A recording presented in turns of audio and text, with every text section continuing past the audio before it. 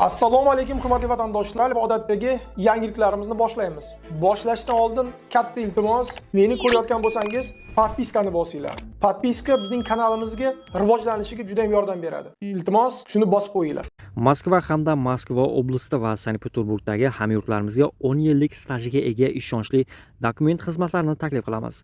Registratsiya va uni продление qilish, трудовой договор, уведомление, spravkalar, проверка bazalar xizmatlari mavjud. Muhim eslatma, Amina ilovasi to'liq ishlamaganligi sababli registratsiya qilmaganlar zudlik bilan ushbu xizmatdan foydalaning. Hoziroq ekrandagi raqamlarga qo'ng'iroq qiling yoki WhatsAppdan yozing. Diqqat, tezkor xabar. Endi o'zbekistonliklar faqat Rossiyaga emas, Belorusiyaga ham ishga borishlari mumkin bo'ladi. Assalomu alaykum qadrli mehmon, videodan to'liq xabardor bo'lish uchun videoga like va podpisatsiya tugmalarini bosib qo'ying. Lukashenko o'zbekistonliklarni Belarusga ishga taklif qilmoqda. O'zbekiston elchisi Rahmatullo Nazarov bilan uchrashuvda Belarus prezidenti Aleksandr Lukashenko migratsiya siyosati va xorijiy ishchilarga bo'lgan munosabatni muhokama qildi. Uning so'zlariga ko'ra, mamlakat Belarusda ishlashni va yashashni istagan odamlarni qabul qilishga tayyor. Prezidentning so'zlariga ko'ra, ko'plab O'zbekiston fuqarolari allaqachon mamlakatda yashab ishlaydi. Lukashenko mamlakat aholisining o'sishi sekinroq ekanligi sababidan o'zbekistonlik mehnatkash mutaxassislarga talab borligini ta'kidladi. Lukashenko mamlakatda migrantlarni qabul qilishning qat'iy tartiblari borligini ham aytdi. Uning so'zlariga ko'ra, bu odamlarga ish va yashash sharoitlarini yaxshiroq tushunishga yordam beradi. Bizda katta imkoniyatlar bor. Odamlar kelib ishlashdan xursand. Shuning uchun bu borada biz o'zbekistonlik birodarlarimiz bilan ishlashga tayyormiz, deydi Lukashenko. Rossiya prezidenti Vladimir Putin imzolagan yangi qonun qabul qilindi.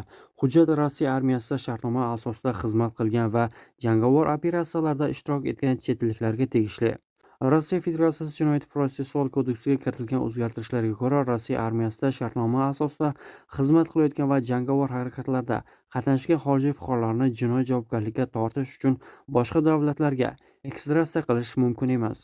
Boshqacha aytganda, agar bunday shaxs Rossiya hududida bo'lsa, hatto uning vatanida jinoiy ish ochilgan bo'lsa ham, Rossiya uni o'z mamlakatiga topshirmaydi. Qonunlar o'rtasida ziddiyat. Muammo shundaki, Markaziy Osiyoning ko'plab mamlakatlarida fuqarolarning chet eldagi qurolli mojarolarda ishtirok etishi og'ir jinoyat hisoblanadi. Masalan, O'zbekiston Respublikasi Jinoyat kodeksining 154-moddasida yollanma askarlik uchun jinoiy javobgarlik belgilangan. Unga ko'ra, boshqa davlat tomonidan qurolli mojaroda ishtirok etish 5 yildan 10 yilgacha ozodlikdan mahrum etish bilan jazolanadi. Bu kabi qonunlar Markaziy Osiyoning boshqa davlatlarida ham xuddi shunday ko'rinishda. Shu bois O'zbekiston va mintaqadagi boshqa davlatlar rasmiylari fuqarolarni muntazam ravishda ogohlantirmoqda. Chet eldagi harbiy operatsiyalarda ishtirok etish jiddiy huquqiy va hayotiy oqibatlarga olib kelishi mumkin. Krasnodarda huquqni muhofaza qilish organlari uyushtirgan reyd davomida noqonuniy migrantlar aniqlandi. 19 nafar O'zbekiston fuqarosi patentsiz yoki rasmiy ro'yxatdan o'tmasdan ishlayotgani aniqlandi. Ularning barchasi politsiya bo'limiga olib ketildi. Migrantlarga nisbatan Rossiya ma'muriy huquqbuzarliklar kodeksining tegishli qoidalari bo'yicha ma'muriy bayonnomalar tuzildi. Bunday qoidabuzarliklar odatda jarimaga va Rossiyadan выдворение qilinishiga ham olib kelishi mumkin. Hozirda ish beruvchi ham tergov qilmoqda. Agar noqonuniy ravishda chet ellik ishchilarni yollagani tasdiqlansa, ular ham javobgarlikka tortiladi. Ish beruvchilar xorijiy ishchilar uchun kvotalar yetarli emasligi kabi muammoga duch kelgan. Bu ko'plab kompaniyalarni faoliyatini qanday davom ettirish va kimni shtatda saqlab qolish haqida o'ylashga majbur qilmoqda. Iqtisodchi Oleg Nikolayevning fikricha, agar kompaniyaning xorijiy ishchilari soni ruxsat etilgan kvotadan oshsa, ish beruvchi kimni ishdan bo'shatish to'g'risida qaror qabul qiladi. Qonun xodimlarni ish staji yoki malakasi kabi biron bir aniq mezon asosida tanlashni talab qilmaydi. Bunday qarorlarni kompaniyalarning o'zi qabul qiladi. Biroq mutaxassislarning tashkilotning ichki hujjatlarida ishdan bo'shatish tartibini batafsil ma'lum qilishni maslahat beradi. Bu xodimlar bilan nizolar va mojarolarning oldini olishga yordam beradi.